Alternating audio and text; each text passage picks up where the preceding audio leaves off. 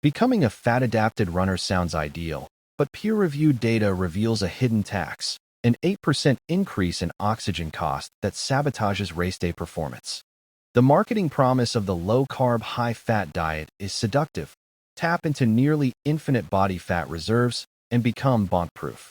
Proponents argue that by depleting glycogen, you force the body to adapt, turning into a fat-burning machine that never hits the wall. However, physiological reality is distinct from marketing theory. We look to the seminal Supernova study by Louise Burke and colleagues, published in 2017. They took elite endurance athletes and subjected them to 3 weeks of rigorous dietary manipulation to measure metabolic changes. The diet worked exactly as advertised regarding metabolic adaptation.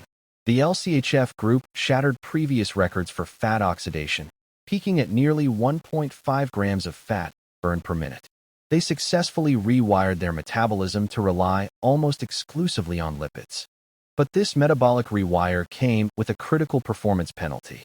While the high-carb group improved their race times by over 6%, the LCHF group stagnated or regressed. Becoming a better fat burner did not make them faster racers. In fact, it made their engines less efficient. The culprit is a metric known as oxygen cost, or running economy. The study found that at race pace, the keto-adapted athletes required significantly more oxygen to maintain the same speed. This is the 8% efficiency penalty. To understand why, we must look at the stoichiometry of ATP production. Generating energy from fat requires breaking down large molecules like palmitate. This process is oxygen-intensive compared to breaking down glucose.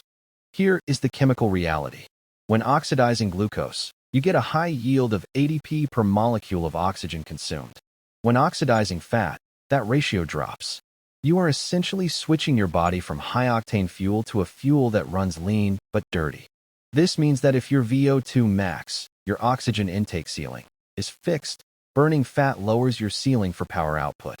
You hit your red line sooner because your muscles are demanding more air to produce the same amount of wattage.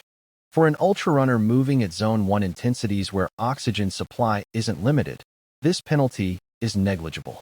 But for anyone running a marathon or shorter, where you are pushing against your lactate threshold, an 8% increase in oxygen demand is catastrophic. Furthermore, the study showed that the LCHF diet downregulated the enzyme pyruvate dehydrogenase. This effectively locks the doors to carbohydrate utilization, meaning even if you take a gel mid-race, your body has forgotten how to use it efficiently. This leads to periodized nutrition as the superior alternative. Train low occasionally to stimulate mitochondrial density, but race high to maximize economy. Do not sacrifice your engine's efficiency for the sake of metabolic dogma. The verdict is clear. Fat is an unlimited fuel tank with a narrow fuel line. Carbohydrate is a smaller tank with a fire hose. If you want to run fast, you cannot afford the 8% oxygen tax of a ketogenic diet. Fuel with carbs for speed, burn fat for survival.